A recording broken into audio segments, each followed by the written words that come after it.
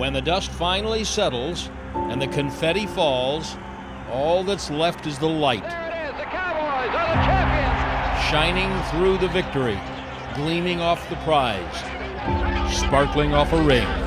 Your Cowboys are the champions. What's often forgotten is the dirt, the grit, the attitude that led to success. A foundation that was waged in silver and coated in blue. Generations of predecessors who paved the way for a new champion to rise.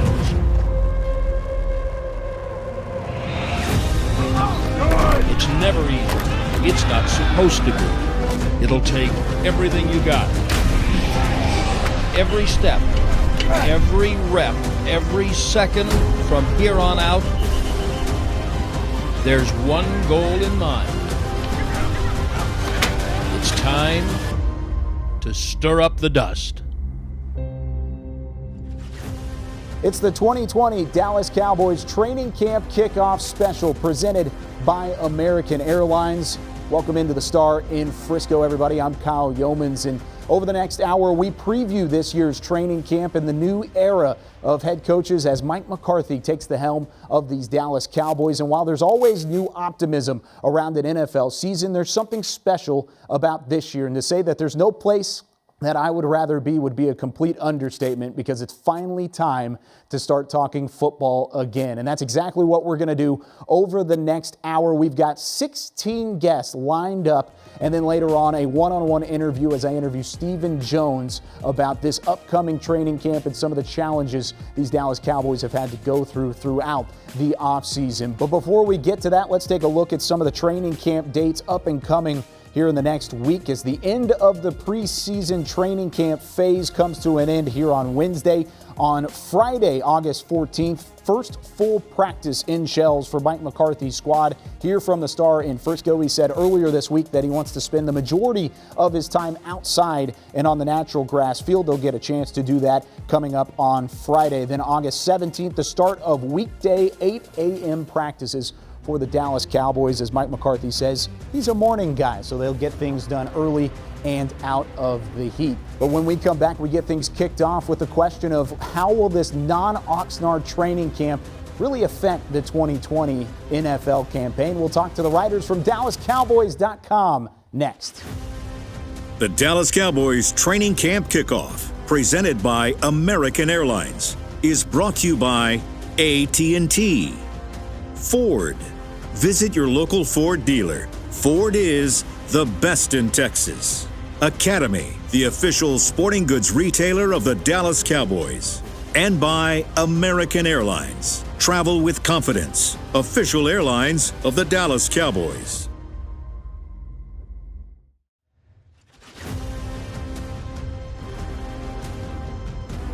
This segment is brought to you by American Airlines. Travel with confidence. Official airlines of the Dallas Cowboys. Of course, here in 2020, the Dallas Cowboys are celebrating 60 full seasons of football, established back in 1960. And for many of those seasons, you've had the hard-working in-house media experts, three of which we're joined by now. Nick Eatman, Rob Phillips, and David Hellman, all from DallasCowboys.com. Guys, thanks so much for jumping in with us again. Of course, being in-house, but not in-house at the same time with our virtual world we live in at the moment. And Nick, we're going to start with you. Obviously, it's been a crazy offseason for the Dallas Cowboys. COVID-19, Jason Witten no longer a Cowboy. Same thing with Byron Jones, the Dak contract, new coaching staff, and then you throw everything on top of that and the draft class that is very exciting. But whenever you look back at this offseason, what are you going to remember the most about 2020? Well, I think you named a lot of them right there. I mean, to me, the biggest part of this offseason is the fact that there hasn't been one. We haven't had the mini camps on the field. We haven't seen the OTAs or any of that. We did the draft virtually. So like you said, everything, our world's been turned upside down. And I think that's the biggest part of when I look back at this off season. But if I had to put a football thing, I would say somewhere with the quarterback. They didn't sign Dak Prescott, but yet he's going to be fine, I think, for this year. I mean, about making over $30 million, but they did give him some help in the quarterback room with Andy Dalton from a free agent signing. So I think that they strengthened that position right there. Well, and you mentioned the fact that this offseason hasn't necessarily had a whole lot of workouts or team activities going into at least this version of training camp. And Rob, it's a very different looking version of training camp. 13 of the last 16 have been in Oxnard. We're doing it in Frisco this year. But what are some of the positives for staying home and actually getting these team workouts done from Frisco and the Star? Well, I think you can look at it two ways. You could say that, yes, they're not in Oxnard this year, but they've also considered the last portion of training camp the last few years in Frisco at Ford Center. So there is a comfort level in their own building. And as Nick said, the world has been turned upside down. The line one for the Cowboys and every team in the league right now is safety and finding a way to safely play football this year during the pandemic. The Cowboys are uniquely positioned, I feel like, with the Star in Frisco to be able to accomplish all of the protocols in terms of social distancing. They have a large locker room. They've got Ford Center where they can hold their team meetings. That's been their plan so far. They do have an indoor facility. They've got a field outside, a grass field, and Mike McCarthy plans to practice outside, sounds like, as much as he can. It's not two grass fields. It's not that beautiful, balmy weather in Oxnard, California, but the Cowboys are set up to have a successful camp from a logistical standpoint. Well, and while the logistics might look the same from a player's perspective, it's a new coaching staff and a new regime having to deal with a couple of those obstacles, or a lot of the obstacles, throughout this offseason. And Dave, you talk about Mike McCarthy, the addition that the Cowboys made prior to really COVID-19 flipping the offseason on its head. Mike Nolan on the defensive side of things. What are the biggest challenges that these coaches and coaching staff have to go through in order to make this training camp successful? Yeah, well, I think it's a massive challenge for any coaching. Obviously, you haven't really had an off season. These guys haven't been part of the typical program. You know, in a normal year, Mike McCarthy would have had all these guys as a first-year coach. He would have been able to get them in the building in early April. Obviously, that's not the case. You don't have 14 off-season practices to get a handle on what your roster looks like. Oh, by the way, your roster's 10 spots smaller than normal, so they've already had to make cuts that they weren't anticipating. So it's a challenge for everyone. I think if I'm looking for good news for Mike McCarthy, it's that in a weird way, there's a sense of continuity, even though this is a brand new coaching staff. You think about Kellen Moore staying on from last year, the offensive coordinator. There's a lot of familiarity there with his players. And then a lot of these other coaches, Mike McCarthy brought in guys that he knows well, guys that he's got a working relationship with, whether it's Joe Philbin, who he worked for a long time with in Green Bay, Mike Nolan and Jim Tomsula, guys that he's known for a long time. So there are relationships on this staff that already exist. I would like to think that can help them hit the ground running. Rob Phillips, David Hellman, Nick Eatman joining us here from DallasCowboys.com. Gentlemen, thanks so much for hopping on with us, and we'll see you around the building pretty soon here coming up in the next couple of weeks. When we come back, could Dak Prescott playing on a franchise tag have any sort of effect on how he performs coming back to training camp? We'll visit with some of the local media, Dallas-based, when we return after this. This segment was brought to you by American Airlines. Travel with confidence. Official airlines of the Dallas Cowboys.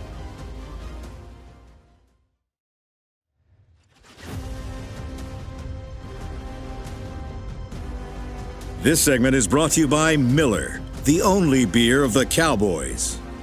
Despite some uncertainty surrounding one of the NFL's highest-rated passing attacks, from 2019. Dak Prescott is the quarterback for the Dallas Cowboys into 2020, and he leads a whole new group of receivers and an offense led by Kellen Moore as well. And to talk about that new high-flying attack, we're joined by a trio of Dallas-based local media members. Todd Archer from ESPN's NFL Nation, and we've got Jory Epstein from USA Today, and then from the Fort Worth Star-Telegram, Clarence Hill, a trio of familiar faces around the Dallas Cowboys, local media members based right here in Dallas. And Todd, we'll start things off with you.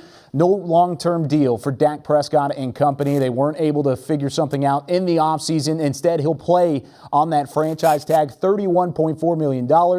There was some back and forth between the both sides, but at the same time, still not able to find a common ground. What is that going to do heading into this locker room and into this season here in 2020? Maybe I'm being naive, but I don't think it really impacts the locker room or this team because Dak still has to have a great season, and that is a good thing for the Dallas Cowboys. For him to get the contract that he wants, he needs another 4,900-yard season, another 30 touchdowns, and this team needs to win. It would be better served for everybody probably if he did get that contract, obviously, because you want long-term security as a player and you want long-term security as the team with knowing who your quarterback is going to be beyond this year. Beyond this season, though, I don't know what this means. I wrote on ESPN.com that it could be the start of the end of their relationship when you look at the history of quarterbacks and how they get franchise tagged and what ultimately happens. But I think for this season, I don't think it'll have much impact. Dak is a guy that owns that locker room. The players trust him, believe in him, and he knows he needs to have another good season. So I think for the Cowboys for 2020, it won't have much of an impact. And he's certainly already gotten off to a quick start by working out with some of his fellow receivers, Amari Cooper, C.D. Lamb, Michael Gallup, even Blake Jarwin in the mix prior to training camp and doing so on their own. But Jory, whenever it comes to some of the training prior to training camp, there hasn't been a whole lot of on-field action at the moment, at least heading into this week. But what is the advantage of being able to have that camaraderie, have that timing down before actually going into team activities? Absolutely. I think this year it'll be interesting to see what a first-year head coach can do without so much of the buildup that we usually see in the offseason. And so even though Mike McCarthy is coming in new, you still have Kellen Moore working on the offense, and you still have Dak with a lot of returning offensive pieces, plus C.D. Lamb getting together throughout the summer. So while other people were talking about Dak's contract and dealing with the financial tragedy, he commissioned a football field built in his backyard where guys have been working out together. So they'll still have some things to get down, as McCarthy told us last week, when it comes to the language and some of the getting together on the line and the protections. But relative to Dak and his receivers, they seem like they're already on the same page and they're coming into training camp ready to go. And, of course, the leading receiver from a year ago and one of the top receivers in the NFL, Amari Cooper, outspoken about the expectations around this revamped receiving core. They drafted C.D. Lamb with a 17th overall pick in the 2020 draft, which adds to that trio, including Michael Gallup as well. But, Clarence, he said 3 1,000-yard receivers. It's been it's been more than a full decade since we've seen a team with 3,000-yard receivers. Is that a realistic expectation, especially with a rookie in the mix? Remember, Randall Cobb had almost 900 yards. It could have easily had 1,000 yard last season. It could have been, 3 1,000-yard receivers last year. So, the way this passing attack is built with Amari and Michael and now C.D. Lamb, he's not asked to come in and be the main guy. He's asked to come in and be the third guy, but it's on the table. The thing that's going to hold them back from possibly C.D. Lamb having the third 1,000-yard receiver or them having 3 1,000-yard receivers. The Cowboys have so many other weapons. You have to expect that you'll have more from Zeke this year with a full training camp, behind him. Last year he had 1,300 yards, almost 1,400 yards with no training camp. He was down in Cabo. You got to expect more from Tony Pollard this year as a pass catcher, as a runner. And Blake Jarwin, people keep forgetting about Blake Jarwin coming in and replacing Jason Witten as a tight end and being more of a downfield threat. So the Cowboys have a good problem to have. They could have 3 1,000-yard receivers, or they could have 4 or 5 receivers with 800 more yards, 800 or more yards. But it's a good problem to have. And then, again, don't forget about Zeke Elliott. Mike McCarthy told us last week that yes, we would love to have 3 1,000-yard receivers. I like the way Amari's talking. I like the way Amari's thinking with those receivers because they do have that talent. But Ezekiel Elliott, that running game, that remains a big target for the Cowboys. You still have a lot of questions on that offensive line, specifically at the center position. And Clarence, I'll start back with you, but with this center and guard spot kind of up in the air, Joe Looney, Connor McGovern, you got Tyler Biadasz, a drafted rookie out of Wisconsin. How big is the question mark at offensive line, and is that something that they're going to be able to overcome here in training camp? I think the Cowboys have good competition there. There are questions there, but if they get Joe Looney level play at center from what they saw in 2018 when they made that big push to the playoffs in 2018 after they traded for Amari Cooper, you can accept it. I think you're going to get at least that or more considering the option you have, whether it's Connor McGovern or Connor Williams or the rookie from Wisconsin. They're competing for that position. So I think you're going to have better play at center than you had in 2018. And then whoever loses at center, you got Williams or McGovern at guard. And again, the competition there is only good for the Cowboys. So I'm not so much worried about those guys. I'm really more worried about, can your left tackle stay healthy after all these years? And there's a question about him and his health as he continues to get older. Well, whether or not the offense is successful or not in 2020, we know the local Dallas media team will be. Thanks so much for joining us, guys. Todd Archer, Jory Epstein, and Clarence Hill all joining us here on the Dallas Cowboys Training Camp Kickoff Special, and we'll see you guys here in 2020. When we come back, will the rookie class be a step behind the veterans in training camp, and who will benefit the most from this current situation surrounding COVID-19 and the Dallas Cowboys right after this? This segment was brought to you by Miller, the only beer of the Cowboys.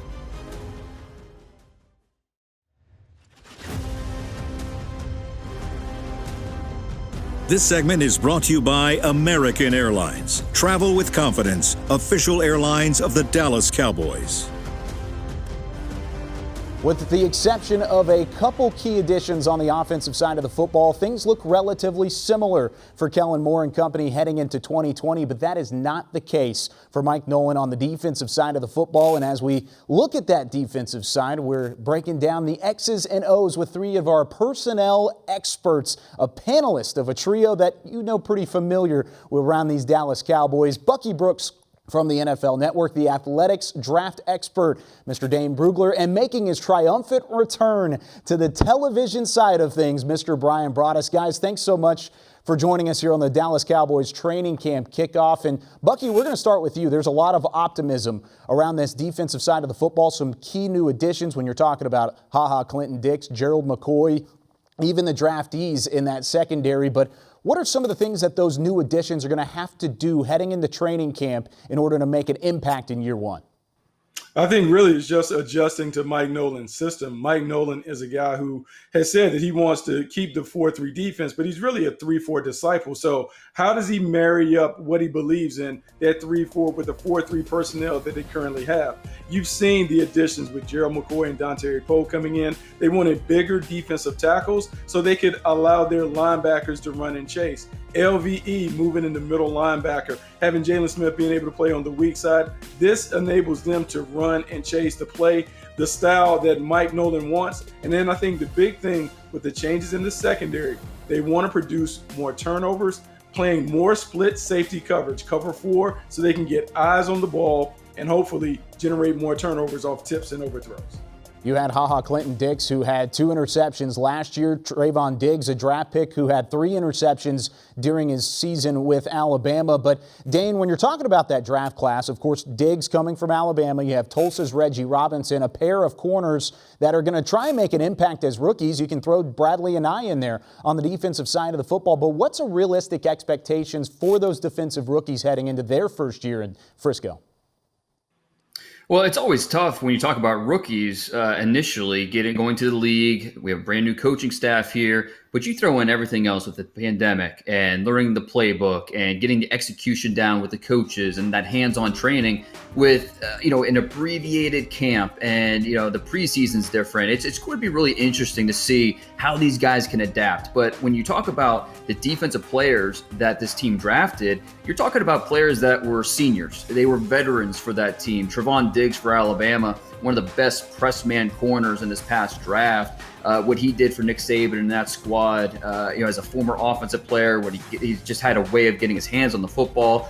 And that was the same thing with Reggie Robinson, a guy that the ball production was there. And so I think, initially, maybe on the surface, you don't think that we're going to see a lot of production, a lot of impact from these guys because they're rookies, because it's everything going on with the season and the abbreviated camp. But when you look at their veteran presence that they offer for being rookies, for being first-year players, the ball production they had in college, and just their overall skill sets, I think we're going to see Diggs and Reggie Robinson find their way on the field and make an impact pretty early. Well, and whenever you talk about the rookies and even through these virtual meetings, Mike McCarthy said earlier in the offseason that the rookies are catching up to the veterans a little bit. But one place they did not add any talent, at least throughout the draft. They did add some after the draft, but it's the linebacking core. And Bryan, I know you've been really up on top of Leighton Vander Esch's health. You've talked about Jalen Smith and what he's been able to do in the middle of that linebacking core. But is there an issue moving forward with his health and maybe even looking at depth at that position on the defensive side? Yeah, if you talk to the medical folks about, Leighton Vander Esch, I was kind of in that mode of, okay, when will you know if Leighton Vander Esch is completely back? And they're like, hey, it's not one play, it's not 10 plays, it's not 100 plays. They feel confident that he's back. He's come out, he's talked about he feels healthy. He's even become offended that you want to continue to ask the questions about his health. And if you look at what Mike Nolan's done, and Bucky touched on that, and how he wants to play scheme-wise, playing Leighton Vander Esch at that Mike linebacker spot to put him in a lot of collisions. He's always been a guy that's been able to play with his hands, get off blocks, get to the football. So with him at that Mike linebacker spot, moving Jalen Smith over to the other side there, that'll free him up to run to the football. And then Sean Lee, when they play some of their base package stuff, I think that's a pretty good core of guys right there. And so, they obviously feel very confident about Vander Esch. He feels confident. I think Mike Nolan feels confident. Linebacker is a position that Mike Nolan has always coached. So he has a special understanding for what it takes to play that position and play it well in his scheme. And when you have a young duo like Jalen Smith, like Leighton Vander Esch, that has such a high ceiling, there's a lot of added pressure in trying to fill in around that. Of course, you've got Sean Lee, who's on the backside of his career, but along with some of those linebackers, and I'll ask all of you guys this question, but is there somebody that you're looking at on that side of the football that's going to ultimately break out here in 2020 that's under the radar at the moment?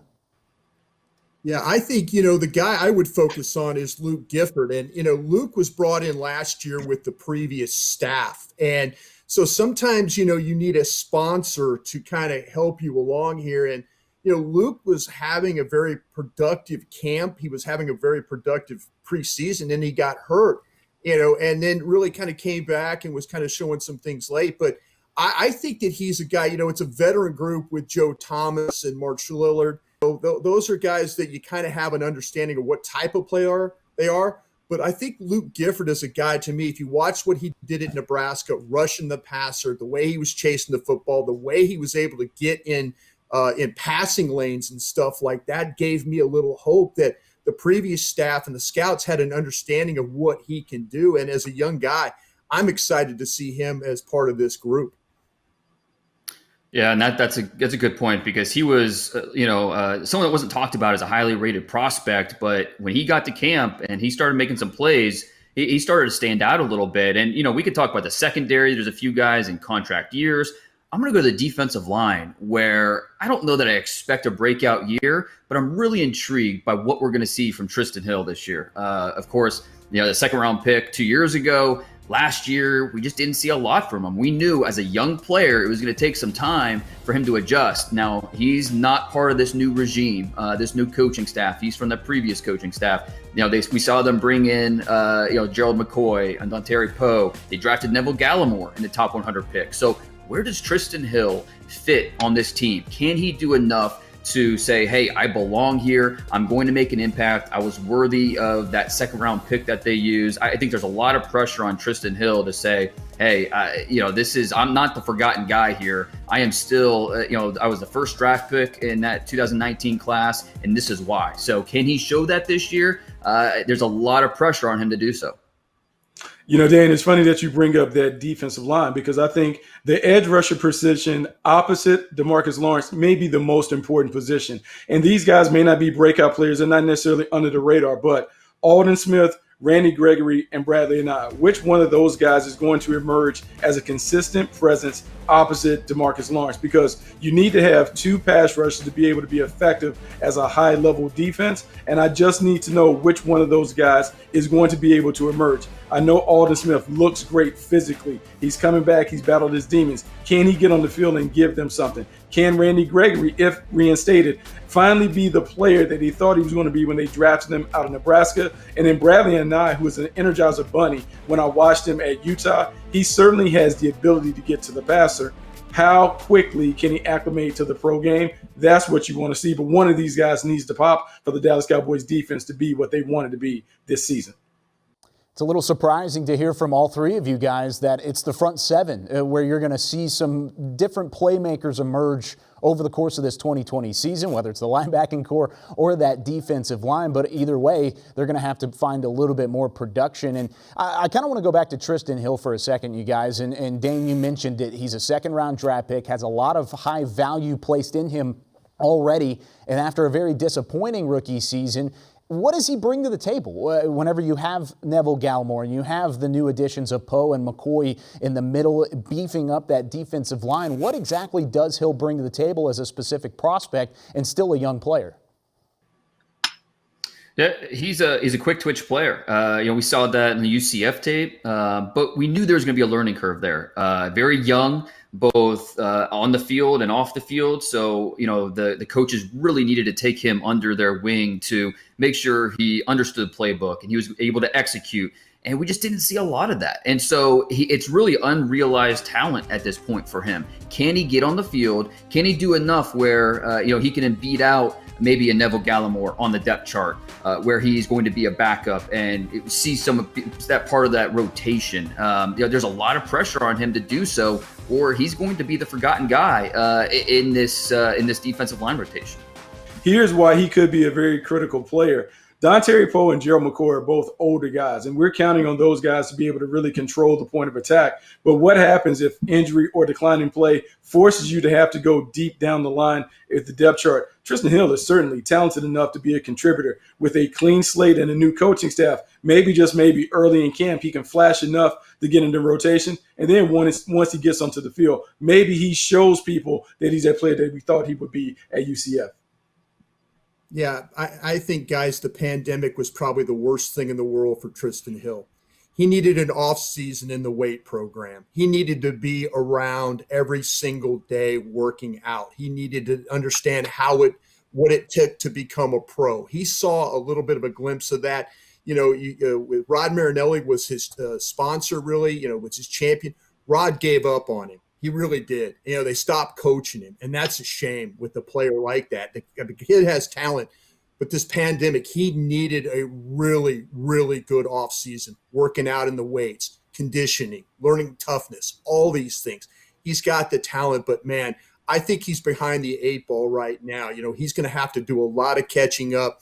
He plays a position. He's not like a one technique or a defensive tackle. He's really a three. If they have some depth problems, it's really at the one technique behind Poe. We'll see what happens there. But, man, I think the pandemic was the worst thing in the world for Trysten Hill right now. Well, they don't call them some of the best in the business for nothing. Bucky Brooks, Dane Brugler, and Bryan Broaddus joining us here on the Dallas Cowboys Training Camp Kickoff Special. Guys, thanks so much for joining us. We look forward to seeing you down the line here in 2020. When we come back, just how challenging is COVID-19 going to be on players specifically when we return after this? This segment was brought to you by American Airlines. Travel with confidence. Official airlines of the Dallas Cowboys.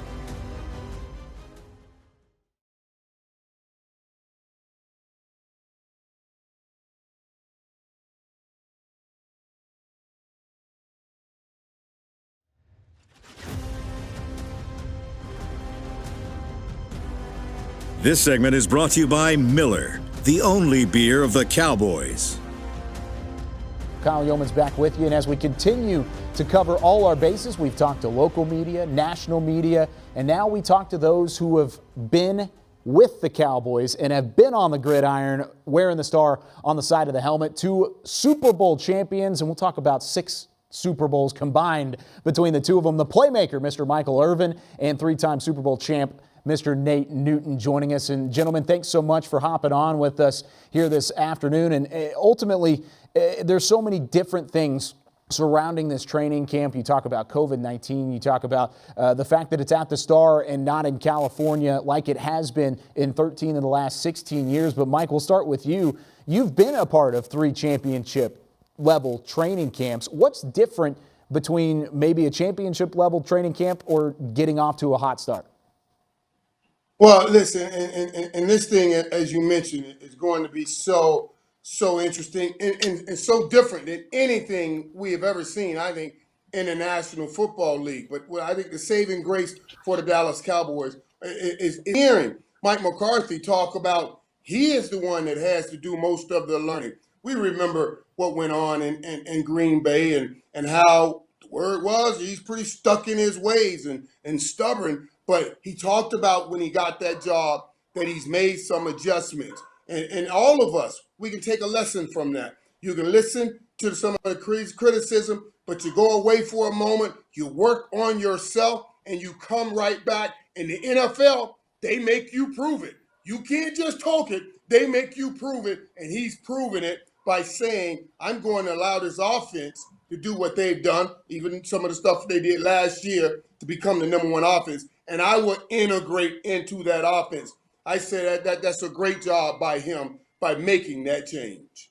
Well, I agree with Michael wholeheartedly here because you got a coach that sat out for a year, put together his coaching staff because he knew he was good enough to get back in his league. Now he's back in his league, and he's kept the most important cog in this offensive deal besides Dak, and that's Kellen Moore. By keeping Kellen Moore, keeping basically everything in place, and he adding a little bit of that West Coast offense and helping Kellen Moore mature and match rate at a higher pace, that gives the offense the advantage. And you said what makes the difference between a Super Bowl championship team and just a regular team? Besides great coaching, great players like Michael Irvin, Troy Aikman, the triplets, and other guys. A great preparation, Nate, and that's what they'll have, knowing that they have the same system. Nate, you were there, I was there. I'm gonna tell you something. I know Mike McCarthy does a West Coast offense. He has West Coast offense. I can't even tell y'all how hard that West Coast offense is. When we used to beat San Francisco, the coaches that coached us in the Pro Bowl, they were West Coast coaches. They were the San Francisco 49ers. Yes. They would come over with that offense, man. And our system, the system that Dallas is in now, it's a number system. So the receiver gets his route, 393. I run a 3 route. That's easy. But you go to the West Coast, they use verbiage. They use verbiage, right? It's verbiage. Right. I'm like, what the hell are we running? In the Pro Bowl, Nate, we were in the Pro Bowl, and I won MVP of the Pro Bowl. And let me tell you how I won. I didn't know any of them plays. Troy would call a play. I only played with Troy, and he would call a play, and then he'll look at me and he said, Michael, 3 route. Michael, 5 route. He just give me the number. I don't know any of these plays. So it would be almost impossible for them to learn the West Coast offense in this amount of time. That's why we can't stress enough how important it is that he allows them to continue on that road that they've been on. What you guys are talking about whenever you're talking about the offense having some familiarity and having to learn at least a little bit of a new system, which one's at more of a disadvantage, the offensive side or the defensive side, Nate?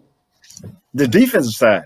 And normally you would say the offensive side, but what Mike has expressed over and over and over with Kellen Moore being there, Dak being there, and those guys being there, and Coach McCarthy willing to understand what he has to do and just putting a little bit in. The defense. We have a new Coach Nolan is a new defensive coordinator. He's going to try to implement some 3-4 schemes in there as time allows. And now you got a lot of competition going on. You got a defensive end competition going on. You got 3 technique competition coming on. You got a new guy in Trayvon Diggs and other guys. So you got competition all over the field. It's who's going to get in there and learn this system the quickest. Right, but you can always improve greater. You can improve greater and faster on the defense. Because the defense is just about us making, listen, we're all going to make up our minds to make a promise, one man to the other, that I will get my damn job done today. I'm going to run to the ball and tackle the ball. You see what I'm saying? So it's an easier come together for defense to come together, even though this time, since we're keeping offense, this defense has more to prove. So absolutely, Nate's absolutely right. That the defense, they'll have a chance to come together. I'm looking forward to see what Coach Nolan does with all of this talent, what he does with Vander, Esch, what he does with a talented group of linebackers he have. I'm looking forward to that. That'll be fun. But offense, learning a whole new offense and going into a season coming off COVID would have been almost impossible for us to have the kind of year that we want to have. With everything involved, you guys never really had to deal with anything even close to what COVID has been throughout your training camps, and even the fact that at least you've been through training camp. Sure, that's where those relationships are made, but what are some of the challenges for these players whenever you're having to learn new guys? You talk about all the new additions on this roster, along with a new coaching staff, but limited time to get to know them all. New challenges are some of the same old challenges, just made a little bit more important. The new challenge and the old challenge. Let's make sure we can stay out of the club because COVID is running wild in the club. Can we please make sure everybody gets some kind of sense of importance that it is to make that promise? You're not going to keep all these 21, 22, 23-year-old guys home and doing nothing. Trust me. The 22, 23-year-old Mike Irvin will tell you that for sure. You're not going to keep them all. But it's very important that these guys get together and say, we will make a concerted effort on our part to make sure that we're doing the best we can do when it gets so that when it's time to play football, we're ready to play football and not these other things are stopping us. I'm going to tell you what I see is for a guy like me who is a free agent, a guy that came virtually off the streets. The draft was, your first, your second, and third round picks are already in place. And a guy like me coming off the street, Mike, a coach may like me, but I don't have that inside scoop that a first or second round player is going to get that second and third chance. Reps are limited. So when a player of my caliber come into the league, off the street, virtually a free agent, I have to take advantage of every drill, every time a coach gives me an opportunity, even just to do hopscotch. I got to win that battle because I'm trying to make that active roster. Right, and you're absolutely right, too. And that part you feel bad about. You know, there are a lot of guys that have dreams of playing in this league, and a lot of them lost opportunity, and it's no fault of theirs. It's just a situation of COVID. That means you don't get the opportunity. We can't bring many people to camp. You didn't even get to mini camps. You had a chance to come in mini camp and just run around and run hard. Coaches hate to cut a person that's out running and running hard all the time. So you had a chance to make it, and that is hard for some of those young guys out there with their dreams coming to an end like this with the COVID-19 situation. When you also talk about some of the logistical challenges that this team's having to face, even returners that they haven't had to face in the past. During your playing days, the majority of your training camps for each of you were in Wichita Falls or Austin, down in St. Edward. So you had to deal with the Texas heat and had to practice outside in 100-degree weather. That's not the case for many of these players who have had their training camps in California. But what's the biggest difference heading to Texas, just making sure that you have your body ready for a training camp that's going to be in extreme heat? And I'm going to tell you something. You don't know what a great advantage this could be for the Dallas Cowboys. Remember when they come back with this collective bargaining agreement and I should say the lack of work that the teams get now, you need to try to get any advantage you can get. And to be able to say we are practicing in this heat and then early on in the season, we get teams coming in here, it gives you a huge advantage. When we play a team in September, I used to walk by everybody I was getting ready to play, say, man, whew, it's hot out here. I was reminding them how hot it was, even though we had been practicing in it. I was fine, but I wanted to remind them how hot it is. It's a huge advantage. I like that Jimmy talked about it. Jimmy said we want to bring them back to working in the heat because they are playing in the heat, and that's what he did. So I think this is one of those situations that we'll say, oh, man, we have to do this. But then later on, we may say, oh, man, this is what we should always do to make sure that we get off to a great start. And plus, they have early morning practice, 8 o'clock, outdoors, because you don't want to be in a closed-in area, not with this new situation in pandemic. You want to be outside. Just practice a little bit earlier. You have 14 padded practice spread out over 2 weeks, and you have 3 weeks before your first game. And I'm with you, Michael. They got to take advantage of this right here and work outside. And I'm quite sure with this pandemic, they are working outside, especially during their conditioning time right now. But I'm telling you, Mike, they don't do that anymore. It's all easy, 14. please, do it as you will. Nate, I was just tripping when you said 14. Yeah. 14 padded days, yeah. 14 practices in the first 5 days. We were going 3 days sometimes. Yes, we were. They were whole padded practice. You know what I'm saying? It's a whole. Hey, let me say this right quick. Like and I love how they do it now because it's unified amongst the league. But we as a football team, remember, Mike, our first day of practice, we open up with a 7-on-7 inside run, full padded. Right. Hands and knees, yeah. And I look back now and say, God, Jimmy, you cost me a couple of years in the league with all that foolishness. We're gonna be running around and you would hit them past like, I said, man, this day one. They over there hit like this right there. When you get two Super Bowl championship teammates together, of course, there's going to be a little bit of gold between Nate Newton and Michael Irvin here joining us on the Dallas Cowboys Training Camp Kickoff Special. Gentlemen, thanks so much for joining us. We look forward to talking to you down the road here this season. When we come back, are the expectations for Mike McCarthy and company way too high, or are they just right? We'll talk to some of our national media correspondents when we return after this. This segment was brought to you by Miller, the only beer of the Cowboys.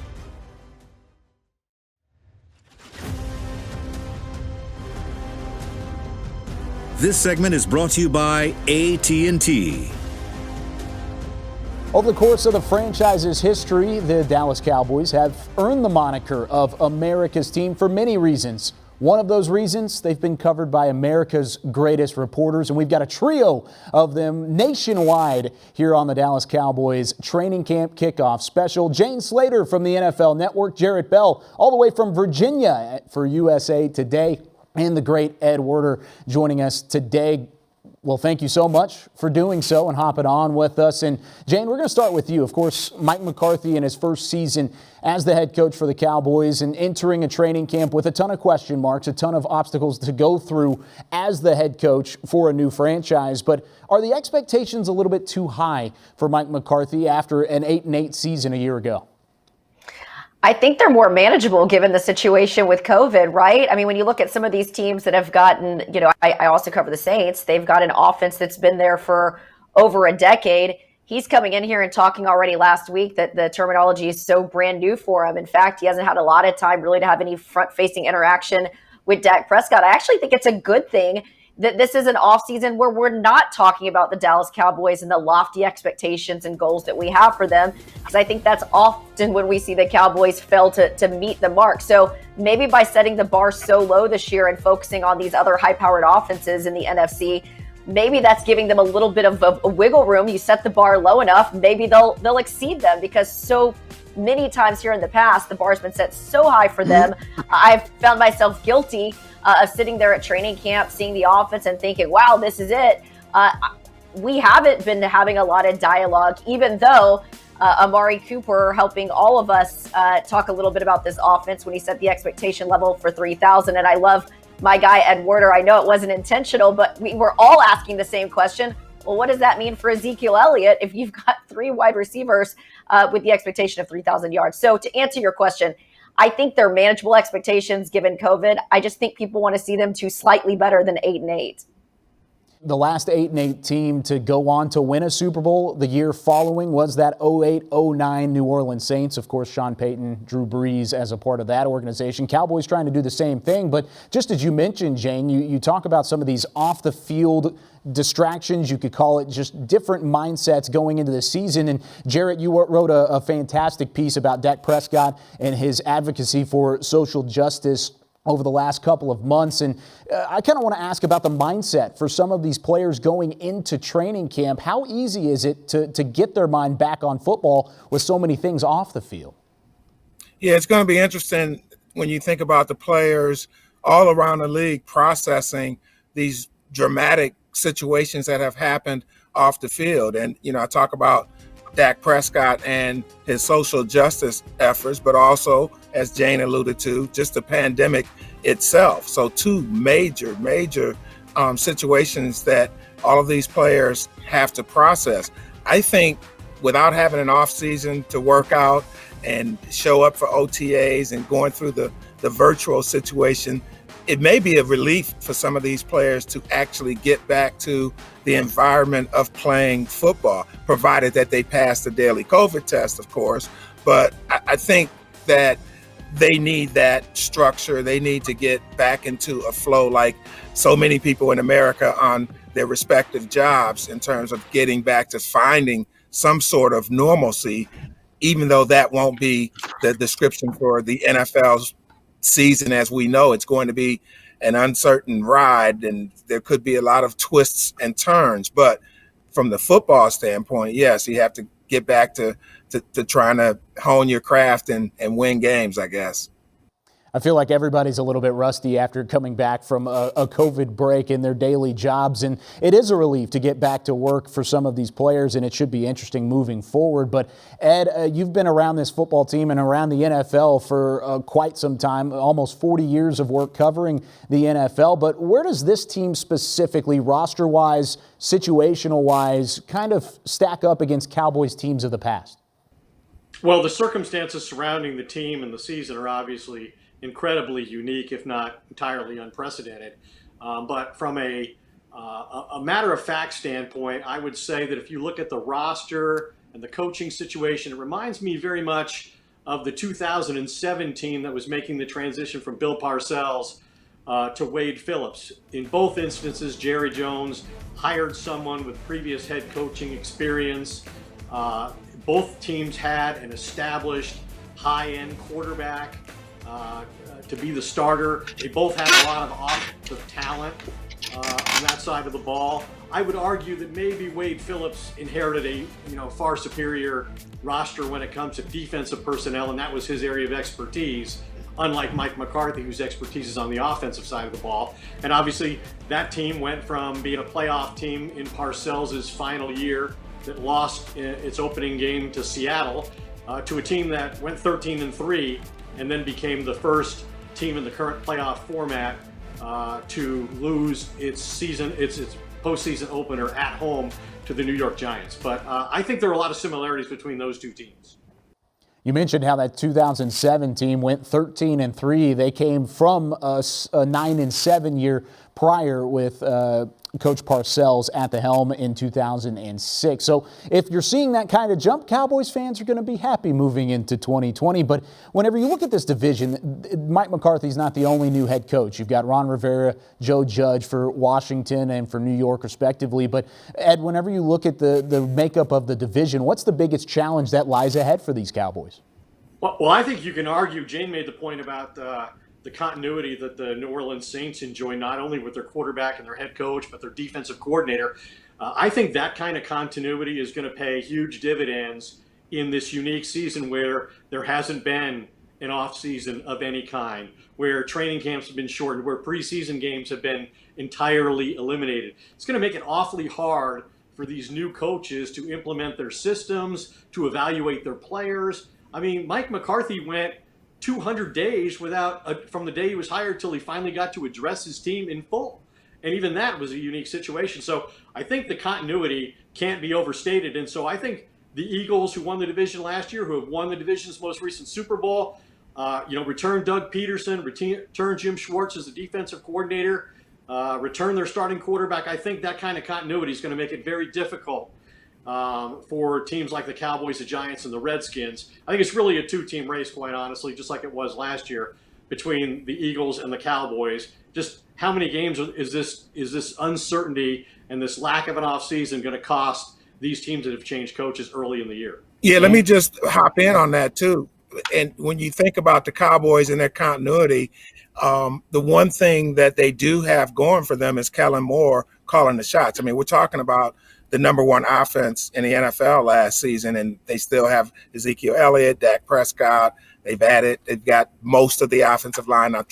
Travis Frederick, obviously a big loss, but I think the Cowboys have something to really kind of hold on to when you start thinking about, can this be their year? And, it's been interesting. There hasn't been a repeat division champ in the NFC East since, I think, 2004. The Eagles won it in 2003 and 2004, back in the Donovan McNabb years. And the Cowboys, during that interim since then, have kind of had 1 year up, 1 year down, 1 year up.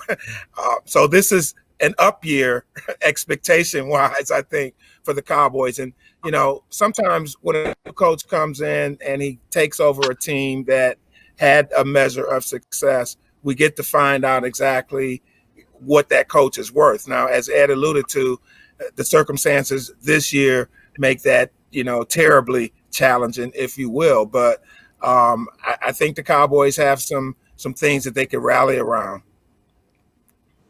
Guys, I think the one thing that also stood out to me, and Stephen Jones brought it up when he talked to DallasCowboys.com, 2 weeks ago, maybe because we don't know what to expect, that's actually a good thing for the Cowboys. What we would hear from opposing offenses and defenses all the time was you knew exactly what to expect as it related to the Cowboys. So maybe the element of surprise is a good thing. And I also think the leadership on this team, we talked so long that this was an older team that held on to the veterans for too long. And then this was a really young team when I joined the NFL Network 4 years ago and Dak took over as the franchise guy. Now we're hearing about him not only orchestrating practices away from the facility while he was virtually holding out, but he was also having them at his home. And so there has been a continuity in that respect. I do think that you're getting leaders back. Now we'll wait to see when Tyrone Crawford comes back, but you've got a guy like DeMarcus Lawrence. And I love the fact they've gone out and gotten a guy like Aldon Smith that by all accounts wants that second chance, has been putting in the hard work. A guy like Dontari Poe, real true veterans that you can bring in on defense. And you're hearing guys like Leighton Vander Esch, who's ready to go this season, ready to step up in a leadership role. I think they've got a lot of sneaky good pieces here that we're not talking about. And again, I go back to there's always such lofty expectations for the Cowboys. We always look at how good they are on paper, and then it doesn't translate to the football field. Maybe the fact we're not talking about them as much this season is a good thing for the Cowboys because they're not having those distractions as relates to what's being said in the media, and allows them just to focus on the game plan and this new coaching staff. And I also think when you bring in some new voices, there's going to be an accountability level, and we're already seeing things just operate differently around here at the Star in Frisco than what we saw with the Jason Garrett era and the way he ran his regime at the Star in Frisco. So I think there are a lot of good things in place that are happening as well. Plenty of new faces around the Star, plenty of new expectations to go with those as well. Jane Slater, Jarrett Bell, and Ed Werder joining us here on the Dallas Cowboys Training Camp Kickoff Special. Thank you so much for joining us here this afternoon. When we come back, though, Cowboys Vice President, CEO, Director of Player Personnel, Mr. Stephen Jones, joins us when we come back after the break. This segment was brought to you by AT&T.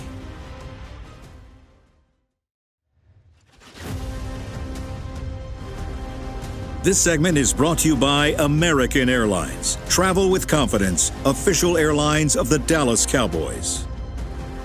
It sure is crazy times that we live in nowadays as training camp is upon us, and we are 4.5 weeks from the opening week of the NFL season. And I'm now joined by one of the greats of the Dallas Cowboys, Mr. Stephen Jones, Chief Operating Officer and Vice President. Stephen, it's pretty crazy. At least we have a big table to talk over, and we've got the media in between. But at the same time, it's just a completely different offseason, and none that I'm sure you haven't even been able to experience. Well, it's unprecedented times when you look at the plexiglass, the distancing, certainly the masks that are being worn. But, you know, we look at these challenges as opportunities. And not unlike the draft and free agency, where we embraced the fact that it was going to be different, and we thrived in that. And I think we had success because of our leadership and, in particular, Will McClay, who heads up our scouting, embrace that with his scouts. And I think we went on to have one of the better drafts that we've ever had. So I think we have to do the same as an organization. We have to embrace, the challenges that are in front of us. I think our team will embrace those challenges, our staff, our organization. And I think we have a chance to have a great season here. I know our fans are looking forward to it. I think they count on us to do things the right way. We'll certainly do that. And hopefully it'll lead to a championship. Earlier in the offseason with 20-plus free agents, you have Jason Witten leaving, you have Byron Jones leaving, but do you still kind of look back at this offseason as a success because of what the expectations are moving into 2020? Absolutely. I mean, as I mentioned, we did lose some key players. Of course, anytime you lose a legend like Jason Witten, who goes down as one of my all-time favorite, if not my most favorite Cowboy, that's tough to overcome. His leadership, what he brings to the table, not to mention his skill on the field.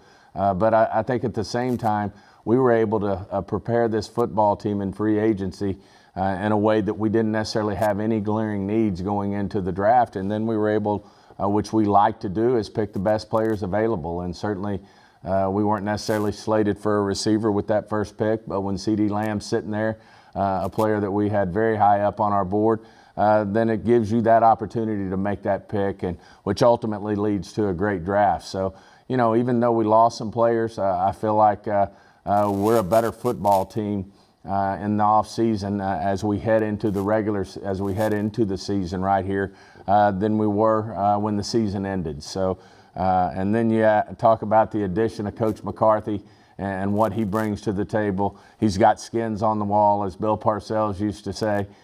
He's a Super Bowl winning coach. He's been to several championship games. He's coached winning football up there with the Packers for years and years. And, we think he's going to make a huge difference here for the Dallas Cowboys. So it's an exciting time for us. As we mentioned, it's going to be a little bit different, but we embrace that and we look forward to moving forward. Well, and you've got a championship coaching staff, like you just mentioned, with Mike McCarthy, Mike Nolan, and you bring back Kellen Moore. But in the current environment, heading into training camp, how is evaluating some of these players that are new additions, either they're rookies or signees that you haven't necessarily seen on the field before, yet you have limited action in order to make those evaluations? Well, it'll be challenging in terms of not having the time on the job that we've had in the past with these young people. I've seen numerous young people mentioned who were long shots to make their squads. Rookie free agents that made it said how difficult it would have been without a full camp. But at the same time, we're going to have 16 practice squad guys this year to compensate for the challenging times. And I think with between our coaching staff, Will McClay and his scouting staff, and what we know about these young guys, that we'll pick the right guys to keep around.